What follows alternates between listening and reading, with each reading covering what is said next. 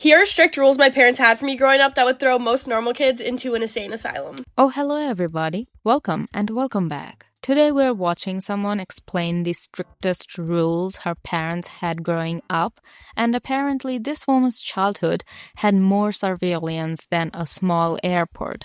So let's see if these rules were actually insane or if she's about to describe, like, having parents. Like and subscribe, or I will tickle your pickle. The first one being that I had screen time on my phone until I was 18 years old that shut off at 10 p.m. every night. And when I was younger, I had to plug in my phone out in the kitchen, and at one point, all my electronics had to be plugged in the kitchen. Shout out to my mom and dad. This is not a nag at them at all. I was just kind of a wild child, and obviously some of these rules needed to be put in place because of my actions. The 10 p.m. phone cutoff is not even remotely insane to me, to be honest. Like, depending on the kid's age, that's actually pretty normal. You're not gonna give a 12-year-old unlimited internet access at 2:47 in the morning and then act shocked when they wake up looking like a Victorian orphan. But having to charge everything in the kitchen is where I'm like, okay, yeah, your bedroom has officially been demoted to a charging-free zone. And she also says that she was a wild child, so already I'm wondering what exactly she was doing that required the parents to activate that Pentagon-level security. But on top of the screen time, I was never really freely allowed to have social media until I was around 18. I don't even know if all you guys know, but when I first blew up on TikTok, I wasn't even supposed to have TikTok. So essentially, I snuck it like the rebel I am. And when I first got Instagram and Snapchat, they were both on my mom's phone. They've also always had all my logins. Having all of your passwords is definitely a different level of supervision, because there's a difference between I'm checking what my child is doing online because I'm responsible for them and I have the login credentials to every account you have ever created. And I'm not even saying her parents were automatically wrong. If you're dealing with a younger kid, social media can be a complete cesspool, but I can absolutely see why a teenager would feel like they have zero privacy. Also, sneaking TikTok because your parents said no is probably the most teenager sentence imaginable. Like, congratulations, you have discovered rebellion. Your first act of criminal activity was downloading freaking TikTok. At one point, I did actually end up having a flip phone for a month. I think like my sophomore or junior year. Everyone thought it was so funny, but that was a consequence. A flip phone? A flip phone? Bro, that's not even a punishment. That is character development. Imagine going to school and somebody asks, "What phone do you have?" You pull out a Nokia like you're about to negotiate a hostage situation. But honestly, losing your smartphone for a month would probably feel brutal as a teenager. Your entire social life is basically inside that rectangle. Next thing I always thought was interesting is that I was only really allowed to go to Christian concerts. I didn't go to my first concert until my senior year, which was a country concert. I had gone to probably like 5 or 6 Christian concerts, and I only really could listen to good music with my parents. Anytime something raunchy would turn on, they'd be like, "Oh my gosh, turn it off." Okay, now we're getting into the more restrictive stuff. Because not being allowed to listen to certain music is one thing, but imagine discovering a song has a bad word and your mom hits the emergency shutdown button. Oh my god, turn it off! Ma'am, it's just Katy Perry. We're not witnessing the collapse of civilization. But obviously, parents are allowed to have values and decide what they want their kids exposed to. The interesting part is when the kid gets older and suddenly has to figure out what they actually believe versus what they were simply never allowed to question. As for boys, I was never allowed to have a boyfriend until I was 16. Obviously, I went against this rule because I was just a rebel, but they wouldn't allow me to actually have a boyfriend until I was like 16. Again, this is the funniest possible definition of rebel. She's talking like she was leading an underground resistant movement when her crime was having a boyfriend before 16. The government has been notified, but honestly, this is where overly strict rules can become counterproductive. If teenagers know they're absolutely forbidden from doing something, sometimes they just don't stop doing it. They just get better at hiding it, which is probably the exact opposite of what you want. Then when I first got my license, or when all my friends were getting their license, absolutely no one but me was allowed to drive me. My dad even threatened to have my best friend take a driving test with him to make sure that she could drive me places. This rule kind of ended up giving out a little bit, but it was very strict for my sister. She was never allowed to have a guy drive her, friends drive her, anything. So I'm glad that it loosened up because I had a boyfriend that was allowed to drive me. But no one was allowed to drive my car, leave marks on my car, like anything, which I guess is understandable because it was a nice car. Wait. Your dad was about to administer a personal driving examination to your best friend because she wanted to give you a ride? Imagine getting in the car and your friend's like, okay, where are we going? Nowhere. Apparently, first you need to pass the Jones Family Department of Transportation. I understand wanting your kid to be safe in a car, obviously, but the level of supervision here is hilarious. And then she says nobody was allowed to drive her car or leave marks on it because it was a nice car. Okay, that part I kinda understand. You let somebody borrow your car and suddenly there is a mysterious scratch on the door and they're like, oh yeah, I have no idea how that happened. Yeah, no, give me the keys. The thing is, my house had cameras everywhere, like almost every hallway, every angle, and they always said it was to keep people out, but I honestly think it was to keep me in. And like, I was never allowed to have boys over without supervision, which is completely understandable, but it's not like you could get away with any of that because we had cameras everywhere. Oh, okay. We have officially upgraded from helicopter parents to literal air traffic control. Cameras everywhere is crazy. And then she even says they claimed it was to keep people out, but she thinks it was really to keep her in.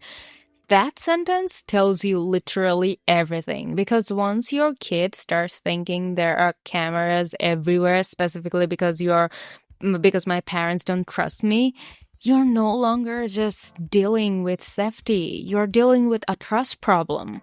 And the cameras really did start going into effect after I got caught sneaking out once. For some reason, my parents are really smart. They're not like old, clueless parents. They're like old, smart parents that always find out about everything. So the first time I ever snuck out was to see my boyfriend at the time. And when they found out about it, they literally made me go to his house when I was about to take him on a date and then apologize to his entire family and rat him out. That was like the first time they had ever met my boyfriend at the time, and kind of same with his parents. No, that is psychological warfare. Imagine sneaking out to see your boyfriend and then your parents are like, oh, you wanted to see him? Great, we'll take you there. And you're thinking, oh, nice. No, you're going to apologize to his parents. That is diabolical, because now you have to stand in somebody else's living room like, hi, Mr. and Mrs. Johnson, I'm so sorry for sneaking out. And your boyfriend is standing there like, I did not request this family meeting. I would have simply evaporated, to be honest. And that prevented sleepovers for a long time, even with my best friend. I feel like all my consequences were very extreme for really what happened. And I think this is worth discussing, because discipline isn't just about whether a rule technically makes sense, it's also about proportionality. If every mistake gets treated like a catastrophic moral failure, eventually the kid stops learning I made a bad decision and starts learning I need to make sure my parents never find out. Those are very different lessons. You want consequences to teach judgment, not just teach stilt. Talk back, phone taken. 5 minutes past curfew, cars taken. 5 minutes late and your car is gone? That is not a curfew violation. That is a hostile takeover. Sorry, I'm 5 minutes late. Understood, we have repossessed the vehicle. And I get that parents sometimes have to enforce rules consistently, but if the punishment is so disproportionate that your kid feels like they're being punished for something much worse, eventually the punishment itself becomes the story. Up until my senior year, I was never allowed to go anywhere unless my parents had like all the proper connections, like knew who was going to be there, whose parents were going to be there. I swear I would have to present like a 30-page PowerPoint to go anywhere, and maybe I'm being dramatic, but that's what it felt like. A 30-page PowerPoint is crazy, but I know exactly what she means. Can I go to Stacy's house? Who's Stacy? Stacy from school. Who are Stacy's parents? Well, her mom and dad, obviously, duh. What's their phone number? I don't know. Then you're not going. And now you're standing there like, okay, apparently I need a background check to eat pizza. Although, I will say, this is one of those things that sounds way more annoying when you're a teenager than it actually is from a parent's perspective. Because if your kid says, I'm going to a party, and then you have no idea where it is, who's there, or who's supervising them, that is legitimately terrifying. So, I kinda understand the concern. The question is how much control is enough. Until I got my car, I didn't really have to worry about this, but once I did, if there was like a party or a large get-together, I could never stay the night. I always had to drive home afterwards. Essentially, that was keeping me from drinking and doing drugs and all of that stuff, which I was never allowed to do, which I never did do in high school. This is where I think her parents' strategy probably worked a little bit, not necessarily because the rules were perfect or anything, but because they removed a bunch of opportunities for, let's say, risky situations. If you're forcing your teenager to leave a party at 10:30 and drive home, obviously you're reducing the amount of time they can get themselves into trouble. And my curfew was always like 10 or 11, so people just didn't invite me anywhere because I literally would have to leave 30 minutes after everything started. Yeah, that would drive me insane. Imagine somebody invites you to a party at 8. Your parents are like, curfew is 10. So you arrive at 8, say hello to everybody, eat one chip, and then at 9:30 you're like, well, guys, this has been wonderful. I must return to the kingdom. Everybody else is just getting there. You're already leaving. As far as my grades, school, and like my sports go, those were kind of self-pressured by me. I always excelled in them because I wanted to. I feel like if I didn't though, my parents would have had some rules about it, but honestly, I was really good about that. I turned out okay. This is actually important because it sounds like her parents weren't controlling literally every aspect of her life. She says academics and sports were largely self-driven, so it sounds less like my parents micromanaged every single thing I did and more like my parents had extremely strict rules around freedom, dating, socializing, and technology, which is still a lot, but that distinction matters. For me, I was never a bad kid. Even the worst normal things I would do is probably better than some of the normalized things kids do nowadays. But it's like if I would do something wrong, it felt like I was being punished for doing hard drugs or something. I think a lot of people confuse being strict with being effective. You can have very high standards without treating every mistake like a 5-alarm emergency. Teenagers are going to make dumb decisions. That's literally part of being a teenager. The goal isn't to create a human being who never does anything wrong. The goal is to create an adult who can eventually make good decisions without you standing behind them. And ironically, giving somebody zero room to make mistakes can make that harder. Even my senior year, I still had to like sneak out to go to parties and stuff, sorry mom and dad, because they wouldn't have let me sleep over there. Her parents were so focused on preventing her from making bad decisions that she ended up making one of the most classic teenage decisions possible, sneaking out. Because if the official answer to everything is no, eventually you stop asking. You just start calculating the logistics. Okay, mom says no. What is the security situation? Suddenly you're running Ocean's 11 from your bedroom. They definitely knew, but I think they did chill out when I turned 18. Eventually, parents have to understand that their job changes. When you're a little kid, you're controlling their environment. When they're a teenager, you're teaching them how to navigate it. And when they're an adult, you have to let them actually be an adult. You can't just have someone under surveillance forever. At some point, you have to take your hands off the steering wheel and hope you didn't raise an idiot. I know there's like a lot more. That's just what came to the top of my head. Like I know I could never do like sleepovers on school nights or things if I had something the next day, but I think that's just normal. So yeah, now that I say them all out loud, they don't sound like the worst things in the world. So let me know your guys' thoughts and your guys' rules if any of you guys have the same things in common. And I actually appreciate that she admits this because when I first started watching this video, I had an idea that I was about to hear some horrifying childhood dictatorship. And then half of the rules are basically go home before 11, don't secretly download social media, don't let random people drive you, don't sneak out. Like, girl, you were not raised in a bunker, you had a curfew.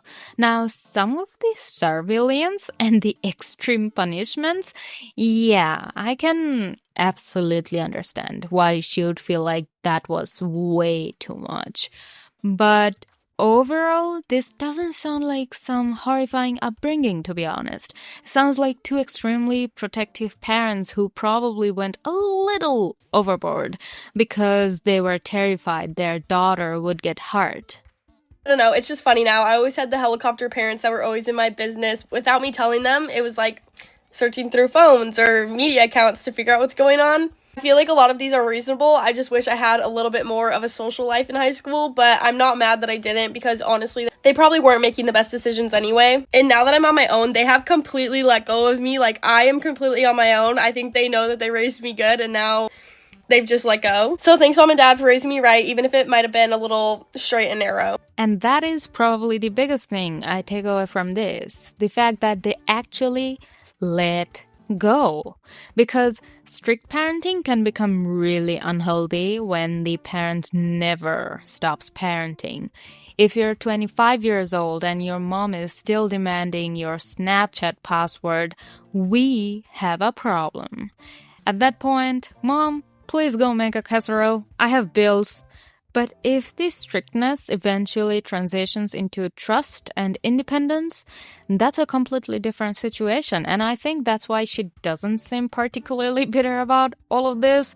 She can look back and say, yeah, some of this was excessive, but I understand why they did it, and now they trust me. That's a pretty reasonable conclusion.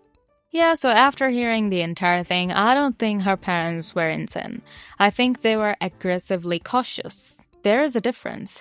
Some rules were completely reasonable. A bedtime, restrictions on social media, knowing where your kid is, not letting random people drive them around.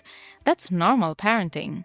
Other things like cameras everywhere, having every login, extremely disproportionate punishments, and basically requiring a congressional hearing before she could go somewhere, well, yeah, that's a little much. And I think the biggest issue isn't whether strict parents are good or bad, it's whether the strictness actually teaches responsibility. Because if your kid behaves because they understand the consequences and have internalized good judgment, great. If your kid behaves because they know there are 17 cameras, 3 tracking devices, and their dad is waiting outside with a driving exam for their best friend, that's a different kind of success. But apparently, she turned out fine. So maybe the final verdict is her parents were not running a dictatorship. They were running a very aggressively managed suburban democracy. And somehow, she survived. Yay! Anyway, I want to know what you guys think because I'm genuinely curious where the line is between protective parenting and, bro, I need a fucking permission slip to leave the house. Would you guys have survived these rules or would you have started planning your escape at age 12? Because personally, the moment somebody told me I needed a 30-page PowerPoint to attend a party, I'm opening Google Slides and declaring war. Anyway, that's it for me. I'll see you guys in the next one. Peace.